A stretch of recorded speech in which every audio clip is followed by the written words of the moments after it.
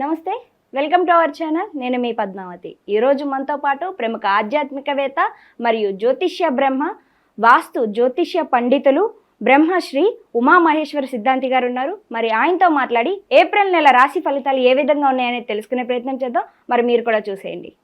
నమస్కారం గురువుగారు. ఆయుష్మాన్ భవ. గురువుగారు, మిథున రాశి వారికి ఏప్రిల్ నెలలో అసలు ఎటువంటి ఫలితాలు కనిపిస్తున్నాయి? ఏ ఏ రంగాల వారికి ఎటువంటి ఫలితాలు ఉండబోతున్నాయి అంటారు అసలు వీళ్ళకి? మిథున రాశి అంటే భార్యాభర్తలు. మిథున రాశి బొమ్మను చూస్తేనే ఒక జంట అవును బొమ్మను చూపిస్తూ ఉంటుంది. ఇక్కడ ఈ యొక్క మిథున రాశిలో ఏ గ్రహం ఉందని చెప్పుకున్నాం మనం? గోచార విధానాల్లోని కుజుడు ఉన్నాడు. కుజుని యొక్క విధానానికి మిథున రాశిలో కుజుడు ఎప్పుడైతే ఉన్నాడో శుభదాయకమైన ఫలితములు ఉంటాయి. అలాగే కొన్ని మిశ్రమ ఫలితాలు ఎక్కువగా ఉంటాయి. మిశ్రమ ఫలితాలు ఎక్కువగా ఉన్నందువల్ల వ్యాపార రంగం గురించి ముందుగా మనం వ్యవహారంలో తీసుకోవాలి. వ్యాపార రంగంలో అంటే బట్టల కొట్లు, కిరాణా అండ్ జనరల్స్, చిన్న చిన్న పాన్ షాపులు ఇటువంటివి. అలాగే కాకుండా చిన్న చిన్నగా దువ్వెనలు, ఏయో స్టిక్కర్స్, మీ ఆడవాళ్ళు వాడేటువంటి చిన్న చిన్న షాపులు ఉంటాయి. అటువంటివి ఇవన్నీ శుభదాయకంగా నడుస్తాయి.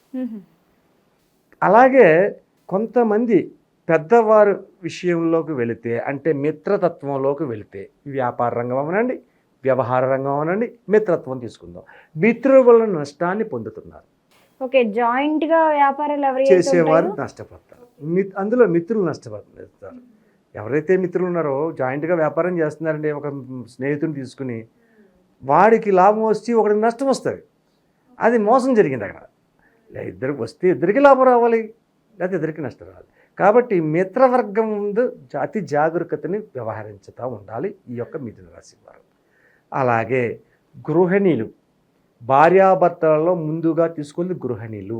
గృహిణుల కంటే మిథున రాశికి సంబంధించిన స్త్రీలు ఎవరైతే ఉన్నారో ఈ యొక్క మాసమందు గృహ నిర్మాణము చేపట్టడం కానీ, గృహమును కొనడం కానీ, అపార్ట్మెంట్లో ఒక ఫ్లాట్ కొన్నా మంచిదే, గృహ నిర్మాణం కొనడం కానీ, భూమిని కొనడం కానీ.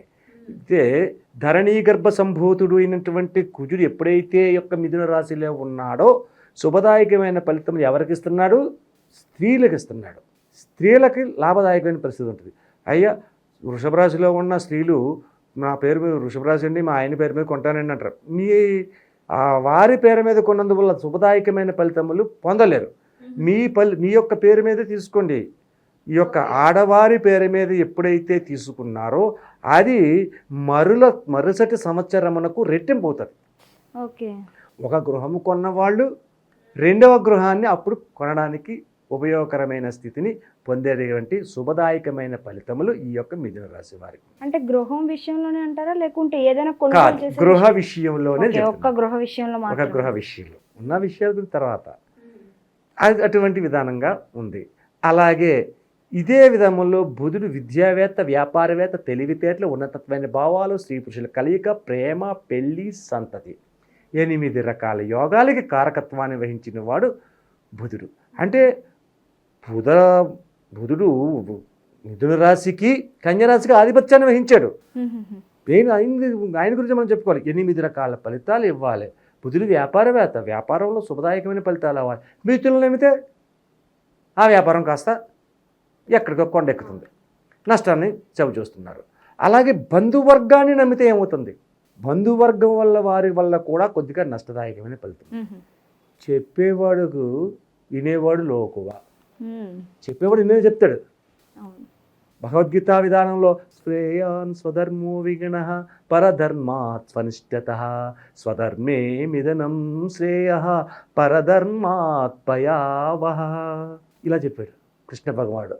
అంటే ఆచరణకు ఎదుటివాడు ఆచరణకు అనుచితము కాని పరధర్మము కన్నను గుణము లేనిదైనను స్వధర్మమే మిన్నా అని చెప్పాడు. అంటే ఏం చెప్పాడు అంటే అర్థం ఏంటి? చెప్పేవాడు ఎన్నైనా చెప్తాడు. నా సొమ్మేం పోయింది, నువ్వు అడిగావు, నన్ను అడిగావు గురువుగారు అని అన్నాడు. నేను మంచిగా ఉంటే తదాస్తు మంచిదమ్మా అని దీవించేసి నా ఇష్టం వచ్చి చెప్పేస్తాను. కాశీ దాకా నడిచి వెళ్ళిపోంటాను. వెళ్తాడు ఎవడ? నేను చెప్పేవాడు అలా చెప్తాడు. అటువంటి మాటలు వినద్దు. శ్రేయాన్ స్వధర్మో విఘ్నః అని చెప్పడానికి గల కారణం ఇదే, ఈ శ్లోకాన్ని చెప్పడానికి కారణం. కాబట్టి ఎదుటివాడు చెప్పే మాటను పూర్తిగా విశ్వసించకండి. మీ యొక్క ఆలోచనను మీరు తీసుకోండి. మీ యొక్క ఆలోచనలు తీసుకుని వ్యాపార, వ్యవహార, ఉద్యోగ రంగంలో ఉన్న వాళ్ళు ఎవరైనా కూడా మీ ఆలోచననే మీరు తీసుకుని వ్యవహారంలోకి వెళ్ళండి. అన్నదమ్ముల మధ్యన తగాదాలు పడకండి. ముఖ్యంగా ఈ యొక్క మిథున రాశి వారు అన్నదమ్ముల మధ్య తగాదాలు పడకండి. తగాదాలు పడవలసిన పరిస్థితి వస్తే ఎదుట వ్యక్తులు మీ యొక్క మధ్యలోకి దూరి లేనిపోని మాటలు చెబుతారు. దాని వలన మీ యొక్క మైత్రీ బంధము, ప్రేమానురాగంలో అన్నదమ్ముల యొక్క విశ్వసనీయతను తొలగిపోయి శత్రుభావంగా మార్చే పరిస్థితి. కాబట్టి మనం గొడవపడుతున్నామంటే నువ్వు నేను చూసుకోవాలి. ఎవడో వచ్చేప్పుడు వాడు ఎన్నో చెప్తాడు, ఒరే తమ్ముడు ఇదిరా, ఒరే అన్నయ్య ఇదిరా, ఇలా చేద్దాంరా అని నిర్ణయం తీసుకోండి. అంతేగాని వేరే ఒకరిని సలహాలు అడగండి. దీని వలన ఇబ్బందికరమైన స్థితి మిథున రాశి వారికి వస్తూ ఉంది. ఇక ఆరోగ్యమైన స్థితి గురించి ఆలోచించాలి. చాలా జాగ్రత్తగా ఉండాలి. మిథున రాశిలోని ఆరోగ్య పరిస్థితి ప్రభావాలు చూసుకుంటే అత్యధికమైన నష్టదాయకమైన ఫలితములు పొందుతున్న పరిస్థితి వస్తుంది. ఏంటి నష్టదాయకమైన ఫలితములు? ఏ విధమైన అనారోగ్యములు వస్తున్నాయి? మరి నీకు అనుమానం రావచ్చు కదా. అవును. ఆ అనుమానం వచ్చినప్పుడు వచ్చినట్టు కంటికి సంబంధించింది, శిరో దానికి సంబంధించింది, స్త్రీలకు గర్భకోశ విధానమునకు సంబంధించినవి, అలాగే పురుషులకు హృదయానికి సంబంధించిన అనారోగ్యములు రావడానికి అవకాశం ఉన్నది. కాబట్టి ప్రతి దాని గురించి కూడా అత్యధిక జాగరూకతను తీసుకోవాలి.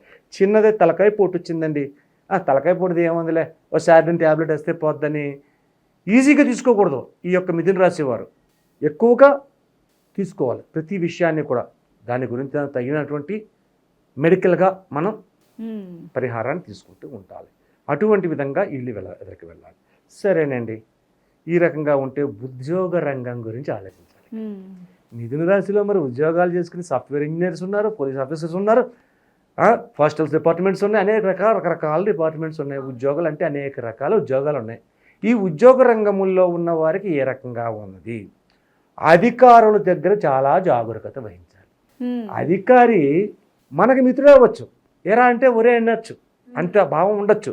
కానీ ఈ మాసమయందు ఈ మిథున రాశిలో ఉన్న వారు ఉద్యోగ రంగములలో ఉన్న వారి దగ్గర అది జాగరూకత చూపించకపోతే వారి వలన కొన్ని ఇబ్బందులు రావడము, ఉద్యోగానికే ఎసరపడే పరిస్థితి రావడం, అటువంటి స్థితిగతులు ఉన్నాయి. కాబట్టి జాగరూకతగా మలగాలి ఉద్యోగ రంగంలో ఉన్నవారు, అటువంటి విధంగా ఉన్నవారు. అలాగే పోలీస్ వ్యవస్థ గురించి కూడా మనం చెప్పుకోవచ్చు. ఈ పోలీసు రంగంలో ఉన్నవారు అంటే పెద్ద పెద్ద ఆఫీసర్ గురించి నేను చెప్పట్లేదు. చిన్నగా హోంగార్డ్ కానించి ఒక కానిస్టేబుల్, ఒక హెడ్ కానిస్టేబుల్ దాకా వెళ్దాం. ఎస్ఐలు, ఏఎస్ఐల దగ్గరికి వెళ్ళొద్దు. ఈ యొక్క చిన్నవారి దగ్గర పెద్దవారి వలన కొన్ని ఇబ్బందికరమైన స్థితిగతులు వీళ్ళు పొందుతున్నారు. అంటే ఎంత వినయ విధేయతలు కలిగి నమ్రతా విధంగా మసిలినా కూడా పెద్దవారి దగ్గర నుంచి కొన్ని ఇబ్బందికరమైన స్థితిగతులు ఈ పోలీసులో ఉన్న వారికి వస్తుంది. కాబట్టి ప్రతి విషయంలోని ఆచితూచి మాట్లాడుతూ నడిచే నడవడికలో కూడా చూసుకుంటూ ఉంటూ ఎదుటివాళ్ళని నమ్మకుండా, ఎదుటివాడి సలహాని పాటించకుండా తనకు తానుగా ఆలోచన చేసుకుంటూ ఎదరికి వెళితే ఈ యొక్క మిథున రాశిలో ఉన్న ఎటువంటి వారికైనా కూడా శుభదాయకమైన ఫలితములు పొందగలుగుతారు. అయితే గురువుగారు, నూతనంగా వివాహం చేసుకోవాలి అనుకునే వారికి ఏ విధంగా ఉంటుందంటారు? ఈ సంవత్సరం కలిసి వస్తుంది అసలు? అమ్మ, వివాహం చేసుకోవాలనుకుంటే మొన్న మార్చి నెల 18వ తారీఖు నుంచి శుక్రమూఢం అనేది వచ్చింది. ఓకే. శుక్రమూఢం వచ్చిందంటే శుభకార్యాలు చెయ్యరు. అవును. ఎట్టి బదులు శుక్రమూఢం ఉంది. మరి వివాహాలకు ముహూర్తాలు లేనప్పుడు వివాహాలు ఎలా చేసుకుంటారు? అంటే ఇప్పుడు ఈ మిథున ఈ యొక్క రాశి ఈ యొక్క ఏప్రిల్ నెలలో వివాహ ముహూర్తాలు చాలా కొన్ని రంగాల వారికి, అంటే ముస్లిమ్స్ ఉన్నారు, క్రిస్టియన్స్ ఉన్నారు, వాళ్ళకి అటువంటిది ఉండదు. వారి విధానం వేరు ఉంటుంది, వారి గురించి కాదు. మన హిందూ ధర్మ విధానంలో చూసుకుంటే శుక్రమూఢమి నాడు వివాహాలు ఎక్కడ ఉంటాయి? కాబట్టి దాని గురించి తర్వాత ఆలోచిద్దాం. గురువు గారు, అయితే అంతా కూడా చాలా చక్కగా వివరించారు. బట్ అక్కడక్కడ కొంచెం మిశ్రమ ఫలితాలు కనిపిస్తున్నాయి. కాబట్టి మరి వీరు ఎటువంటి రెమెడీస్ పాటించాలంటారు? ఈ మిథున రాశి వారు శ్రీ వెంకటేశ్వర స్వామిని ఆరాధించాలి, అలాగే ఈశ్వర తత్వాన్ని ఆరాధించాలి. రెండు, ఈశ్వర తత్వాన్ని అవలంబించాలి అంటే ఏం చేయాలి? సోమవారం నాడు శివునికి అభిషేకాన్ని చేపించుకోవాలి. ఇది 4 వారాలు 5 వారాల్లో వస్తుంది. అభిషేకాన్ని చేపించాలి. అభిషేకం చేయమన్నాం కదండి, పాలు పెరిగితేనే పంచామృతాలు పట్టుకలు చేసేస్తే సరిపోద్దా? కాదండి. ఈ యొక్క మిశ్రమ ఫలితాలు తొలగి శుభదాయకమైన ఫలితాలు పొందాలి అనుకుంటే ఈశ్వరుని చేసే అభిషేక విధానంలో ఏం చేయాలంటే పాలు పెరిగితేనే నెయ్యి, పంచదార, వీటితో పాటు 5 రకములైన పండ్ల రసములను తీసుకోవాలి.